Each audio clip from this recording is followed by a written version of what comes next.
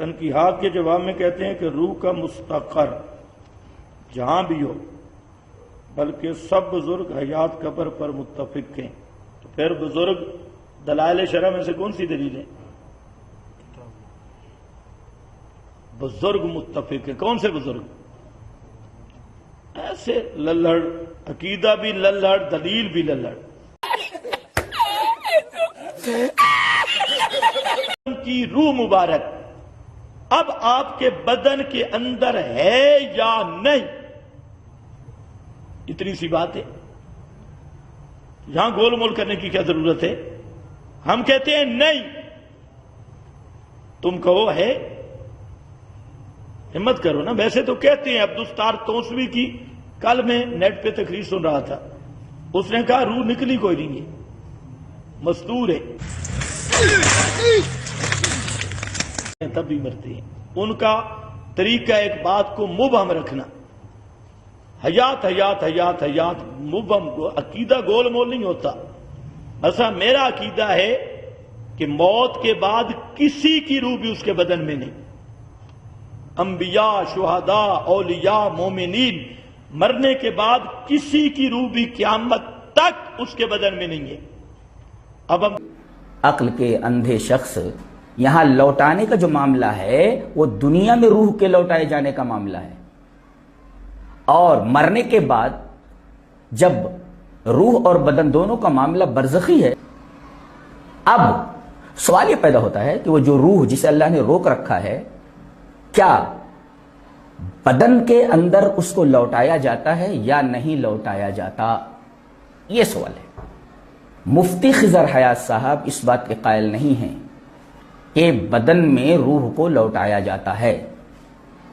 ان کی دلیل یہ ہے کہ یہ انصاف کے خلاف ہے۔ اللہ نے جب روک لیا تو اب اس کو لوٹائے گا کیسے؟ ارے عقل کے اندھے شخص، یہاں لوٹانے کا جو معاملہ ہے وہ دنیا میں روح کے لوٹائے جانے کا معاملہ کہ تنقید صرف اتنی ہے، ہم کہتے ہیں کہ رسول پاک صلی اللہ علیہ وسلم یا حضرات انبیاء کی ارواح اس بدن کے اندر ہیں یا نہیں۔ کہاں چھوڑو، بدن کے اندر ہیں یا نہیں، اتنی سی بات ہے، اس کو متعین کرو۔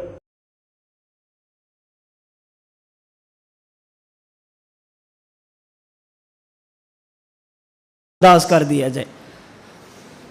نمبر 1، آج ایک عقیدہ سامنے لایا گیا، ایک مسئلے کو اچھالا گیا، موت کے بعد روح کدھر جاتی ہے، موت کے بعد روح کہاں جاتی ہے؟ حافظ ابن قیم رحمہ اللہ تعالی نے کتاب الروح میں اس پر 16 اقوال لکھے ہیں، موت کے بعد روح کہاں جاتی ہے، اور ان میں سے اکثر کی تردید بھی فرمائی ہے۔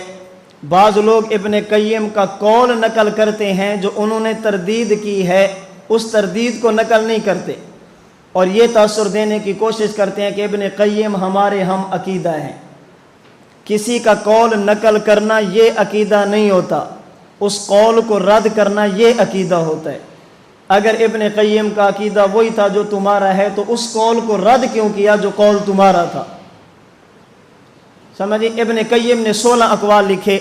رئیس المناظرین، حجت اللہ فی الارض، حضرت مولانا محمد امین صفدر اکاڑوی رحمہ اللہ فرماتے ہیں ان 16 اقوال میں سے 2 قول راجح ہیں، 2 قول ایسے ہیں جو اہل سنت والجماعت کا نظریہ اور عقیدہ ہیں۔ نمبر 1، موت کے بعد روح جسم میں آ جاتی ہے، جسے اعادہ روح کہتے ہیں، اور تعلق علیین یا سجین کے ساتھ رہتا ہے۔ روح واپس آ گئی قبر میں، اعادہ روح ہو گیا، لیکن تعلق اگر مومن ہے تو علیین کے ساتھ، اگر کافر ہے تو روح کا تعلق۔ نمبر 2، موت کے بعد روح علیین میں رہتی ہے یا سجین میں رہتی ہے، لیکن اس کا تعلق اس دنیا والے جسم کے ساتھ رہتا ہے۔ یہ 2 قول راجح ہیں، دونوں نظریے ہیں اہل سنت والجماعت کے۔ روح قبر میں تعلق علیین کے ساتھ، روح قبر میں تعلق سجین کے ساتھ۔ रूह इल्लिजीन में ताल्लुक कब्र के साथ, रूह सिज्जीन में ताल्लुक कब्र के साथ। इन दोनों सूरतों में रूह का ताल्लुक कब्र के साथ भी होता है, इल्लिजीन या सिज्जीन के साथ भी होता है। इसलिए अगर कोई बुजुर्ग ये कह दे कि रूह आला इल्लिजीन में चली गई, इसके लिए ज़रूरी नहीं है कि वो ताल्लुक का भी कैल ना हो।